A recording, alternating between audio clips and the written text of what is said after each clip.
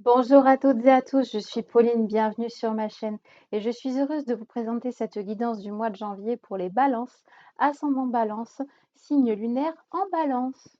Bon, j'espère que vous allez bien et si vous voyez cette vidéo au mois de janvier, je vous souhaite le meilleur pour cette année 2023. Allez, on va aller prendre un petit message pour un petit peu la tendance, le message global de l'année 2023 et plus particulièrement pour le mois de janvier. Alors, j'ai une carte qui s'est retournée. La caresse du soleil. Laisse les rayons du soleil te réchauffer doucement. Ressens sa bienveillance et son pouvoir nourrissant. Il est là pour toi, pour nous, et déverse avec grâce et générosité sa chaleur sur notre monde. C'est le moment de pratiquer la gratitude pour toutes les choses simples et si précieuses. Elle est vraiment très très belle cette carte, hein. On voit ici que c'est vraiment relié au chakra du cœur, hein. On voit avec la couleur rose, hein. Parce que le chakra du cœur, il a deux couleurs, ça peut être soit rose, soit vert. Donc on est vraiment dans de belles vibrations. On voit, pour moi, c'est plutôt un paysage de printemps. Donc on a vraiment une jolie ouverture, une jolie connexion au cœur, hein. On vous parle de gratitude, de profiter de l'instant présent, hein, et de vraiment de profiter de la beauté, et de la magie de la vie, hein.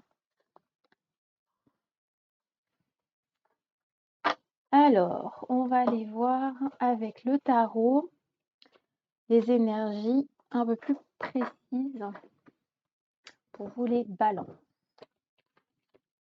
Alors, j'ai une carte qui s'est retournée, le 9 de coupe.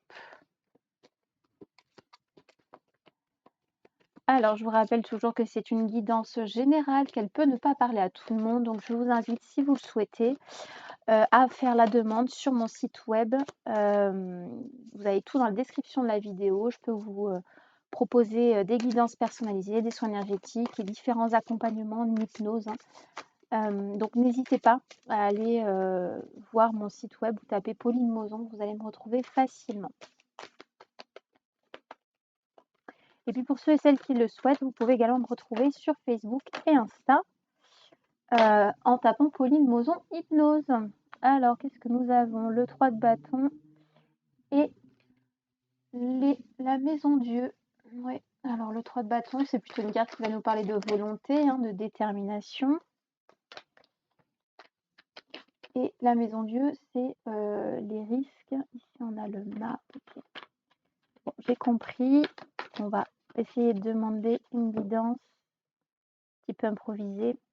Alors, ici, on a le cavalier de bâton et le pendu.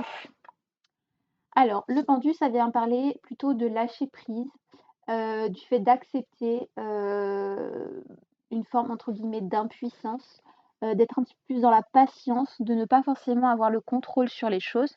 Et puis ici, on a le cavalier de bâton qui va nous parler de continuité, d'engagement à tenir, de persévérance.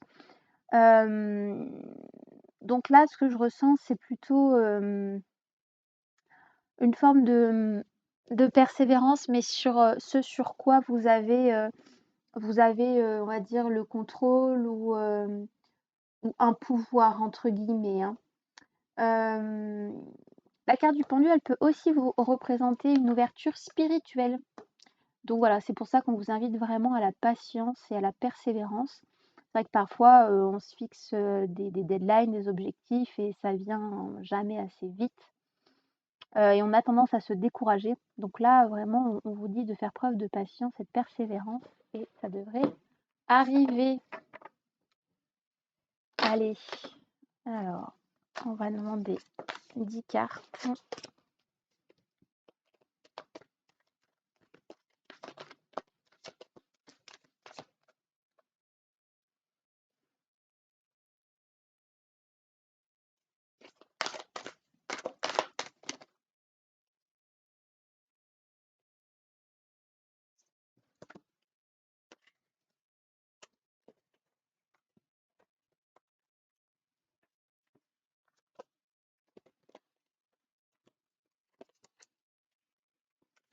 On a pas mal de cartes qui sautent là aujourd'hui.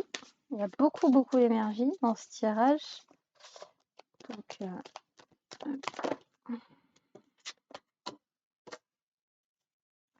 et 2 autres cartes.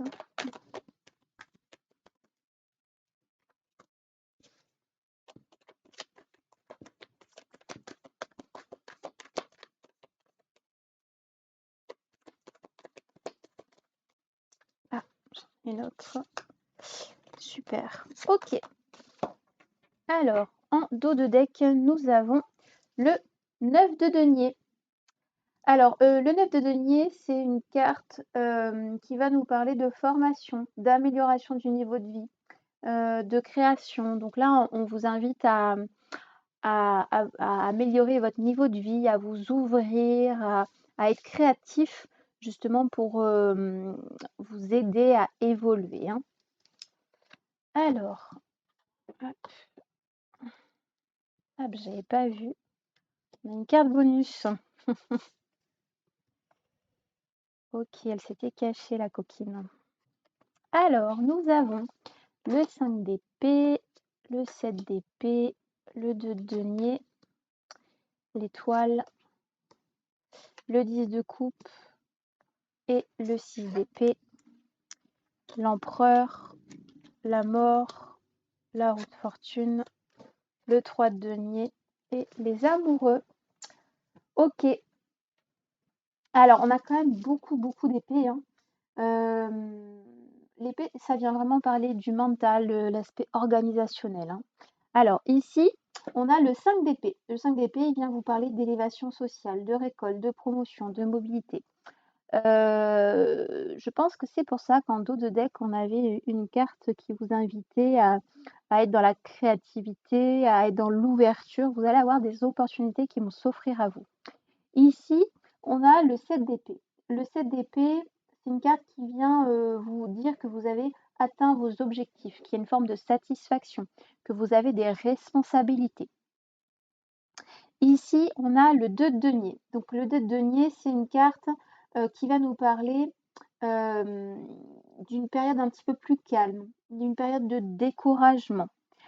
Ce que je ressens pour certains, c'est que vous allez atteindre, on va dire, un niveau supérieur, un palier supérieur. Il y aura peut-être une petite forme de déception dans le poste, ou c'est peut-être pas forcément ce que vous aurez projeté. Ou peut-être que vous souhaitiez atteindre cet objectif, mais pas avec votre cœur. Parfois, on fait des choses pour faire plaisir aux autres. Que ce soit par exemple un métier, perpétuer un métier familial, une tradition. Par exemple, je sais pas, je prends un exemple tout bête, une entreprise familiale, on a un petit peu, on va dire le poids on va dire l'obligation familiale, hein, entre grosses guillemets. Du coup, vous allez vous sentir un petit peu obligé de reprendre la boîte et c'est peut-être pas quelque chose qui vous correspond. Donc là, il y a un peu cette idée-là. Surtout qu'ici, on a la carte de l'étoile. La carte de l'étoile, c'est vraiment une carte qui vient vous inviter à vous battre. C'est une carte qui vous dit que tous les espoirs sont permis, mais que vous n'aurez pas forcément, on va dire, d'aide extérieure, d'aide providentielle. Il va vraiment falloir bûcher, remonter les manches et vraiment essayer de faire son maximum. Ici, vous avez le 10 de coupe.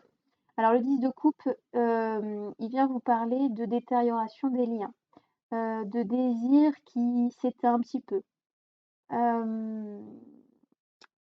Les choses peuvent s'arranger avec le 10 de coupe, mais pas, comment dire? Pas aussi positivement que ce qu'on aurait imaginé. Et pour moi, il y a des dégâts collatéraux. Ici, on a le 6 d'épée. Le 6 d'épée, c'est une carte qui va vous parler d'inquiétude, de déception au niveau du travail. Et c'est une carte aussi qui va vous inviter à la patience. Donc là, on voit que il y a un objectif qui est atteint, il y a une forme d'élévation qui s'est créée, mais il y a une forme de déception en même temps. pour certains d'entre vous, peut-être que ce nouveau poste ou ces nouvelles responsabilités vont vous demander d'apporter certains changements du côté personnel qui vont, on va dire, pas être en résonance avec qui vous êtes.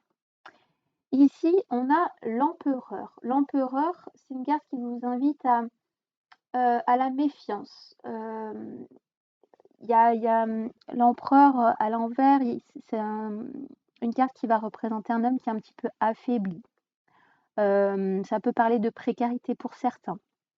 Pour d'autres, ça peut être le fait de faire face à des hésitations, à des remises en question, surtout qu'ici, voilà, on a quand même une forme de déception qui est bien présente. Donc voilà, on vous dit que, il est possible qu'au mois de janvier, vous ayez, on va dire, une baisse de morale. Ici, on a la carte de la mort. Alors la carte de la mort, ça reste, une belle carte dans le sens où c'est pas forcément la mort au sens, premier du terme, mais ça vient parler de transformation, de changement profond. C'est une carte qui vous dit qu'il va falloir tout déconstruire pour reconstruire sur des nouvelles bases, sur des bases saines. Donc je pense que ce que vous allez peut-être vivre, hein, comme un échec ou comme une déception, va vous aider justement à peut-être vous reconnecter un petit peu plus au chakra du cœur, hein, et opérer des transformations et des changements afin que vous puissiez mettre des actions, plus alignées avec qui vous êtes. Là, ici, on a la roue de fortune. La roue de fortune, c'est une carte qui vous invite à la patience, à accepter les choses telles qu'elles sont, à lâcher prise. Il y a un cycle naturel, il y a un rythme positif qui va arriver pour vous, mais il faut être patient.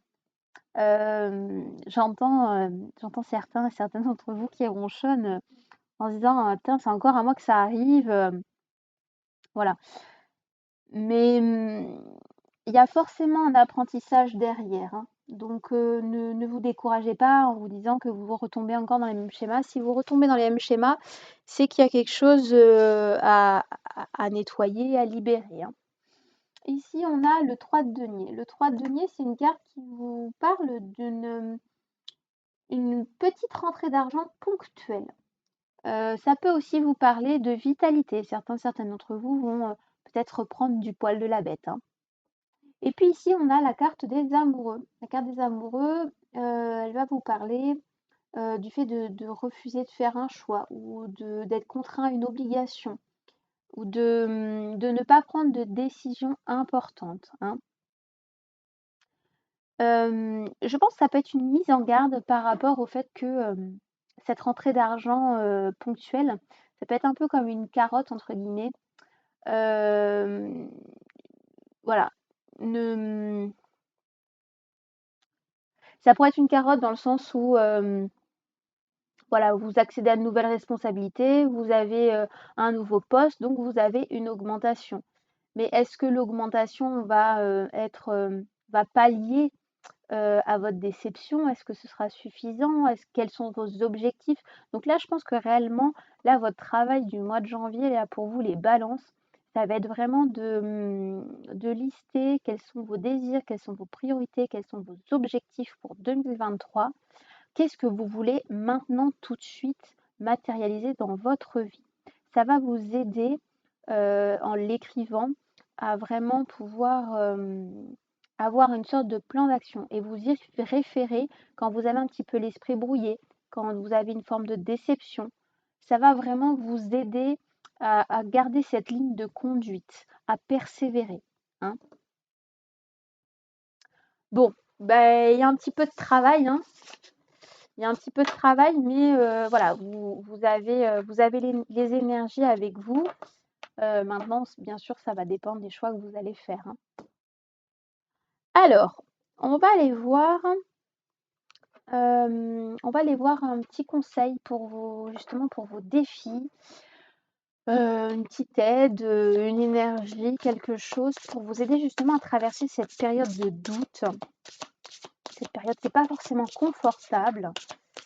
Allez, on va demander 3 cartes, s'il vous plaît, pour les balances, ascendant balance, signe lunaire en balance pour ce mois de janvier, pour les aider à traverser l'inconfort, le défi.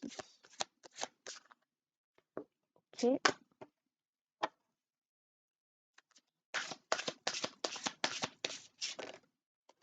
Ok, super. Alors, nous avons le rejet, je reconnais ma valeur, le passeur d'âme, j'éclaire le chemin, et le foyer, je construis ma maison du bonheur. Ouais. Alors, le rejet. Le rejet, blessure d'âme, qui vient ici se poser. Ouais, il va falloir travailler la confiance en soi, la valeur, comprendre aussi, ouais, je suis en train de faire un lien, OK, je comprends. Il est possible que ce nouveau poste, à responsabilité, vous ayez du mal à vous intégrer, socialement, avec vos nouveaux collègues, par exemple. Hem et du coup, vous allez ressentir cette forme de rejet. Mais ça va juste être, l'occasion de mettre un petit peu de lumière, justement, sur ces parts d'ombre, peut-être que vous n'avez pas encore travaillé. Donc là, votre job, pour vous les balances, pour le mois de janvier, il va falloir travailler sur le rejet. Essayer de cibler, une situation qui s'est, on va dire, un peu moins bien passée et essayer d'analyser quel était votre comportement, quelles ont été vos pensées, heu, qu'est-ce qui s'est passé réellement? Essayez de vous mettre en tant que, observateur et de comprendre réellement, comment votre blessure d'âme a influencé votre comportement. Ici, on vous parle de passeur d'âme et du fait d'éclairer le chemin. Et je pense que ici, on a encore la couleur rose, hein, vraiment le fait de se reconnecter à votre chakra du cœur, hein, comme on vous conseillait tout à l'heure, hein, va vous aider justement à retrouver la voie, à retrouver une forme de clarté mentale, hein. Ça va vraiment vous aider. Et puis ici, on vous invite vraiment à vous reconnecter à l'énergie du foyer, la maison, à vous prioriser aussi peut-être votre vie perso. Hem, alors je vois pour certains d'entre vous, il y a du réconfort qui est apporté par le foyer familial, du soutien. Je vois des enfants, je vois 2 garçons, je vois une femme, voilà, qui viennent soutenir, hein. Donc c'est une image métaphorique, mais on voit que le soutien est là, est présent. Je vois le câlin des enfants, donc voilà, n'hésitez pas à dire quand ça va pas, à dire ce que vous avez besoin et peut-être que justement votre maison, votre foyer vous aidera justement à surmonter tout ça, hein. Alors, ensuite, pour la guidance à choix, nous avons le quartz hématoïde ou l'agate arbre.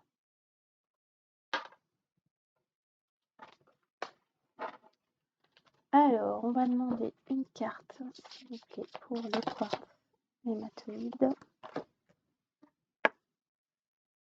Ok, et une carte pour l'agate arbre, s'il vous plaît. Super. Hop. Alors, je vous invite à faire pause si vous le souhaitez pour poser votre question ou tout simplement demander à recevoir la guidance la plus juste. Alors, pour ceux et celles qui auront choisi le quartz hématoïde, nous avons l'ange Indriel. Vous êtes un être de lumière. Dieu souhaite que, comme un ange, votre lumière et votre amour rayonnent sur la terre et ses occupants. Ça vient rejoindre à nouveau la carte du passeur d'âme, hein, de la lumière, hein. Le fait aussi de reconnaître sa lumière, c'est reconnaître sa valeur également, hein, ce que l'on apporte au monde, notre contribution, ce que l'on apporte aux autres dans notre travail, dans notre famille, hein. Donc il y a vraiment ces notions-là qui vont être super importantes, hein, pour vous les balances pour ce mois de janvier. Et puis pour ceux et celles qui auront choisi l'agate arbre, nous avons l'ange Béthanie. Lorsque vous prenez soin de vous, tout le monde en bénéficie. Aujourd'hui, accordez-vous un moment de plaisir, comme un massage, un bain au sel marin ou un soin de pied. Et oui, le fait de reconnaître sa valeur aussi, c'est aussi le fait de prendre soin de soi, de se reconnecter à son chakra du cœur, se reconnecter à ses besoins, à ses envies. Et puis justement le fait de faire une pause, d'être dans l'acceptation, dans la patience, hein, ça va vraiment vous aider à vous recharger, énergétiquement, vibratoirement, hein. Et puis vous avez besoin de toute cette énergie et ces belles vibrations, hein, pour continuer d'avancer sur votre route. Donc vraiment autorisez-vous, pour 2023 à prendre des moments pour vous. Alors je vois pour certains, des petits moments à noter dans l'agenda, rendez-vous avec moi-même par exemple. Alors c'est vrai que ça peut paraître, rigolo, hem, mais c'est important de, voilà, de se réserver un créneau, de voilà, je sais pas, vous pouvez faire ce que vous voulez, hein. Ça peut être un bain chaud, ça peut être, un moment de méditation, 1 heure de yoga, ce que vous voulez, mais là, ça va être vraiment important, hein, pour vous. Bon, j'espère que cette guidance vous aura plu. N'hésitez pas à commenter, liker ou partager cette vidéo, ça aidera d'autres personnes dans leur cheminement spirituel. N'oubliez pas également d'aller, voir, les signes ascendants et signes lunaires, sur la chaîne. Je poste tous les signes astrologiques. Vous pouvez également me retrouver sur mon site web en tapant www.pauline.mozon.com. Et puis sinon, vous pouvez me retrouver sur les réseaux sociaux, sur Facebook et Insta en tapant Pauline Mozon Hypnose. Voilà, je vous embrasse!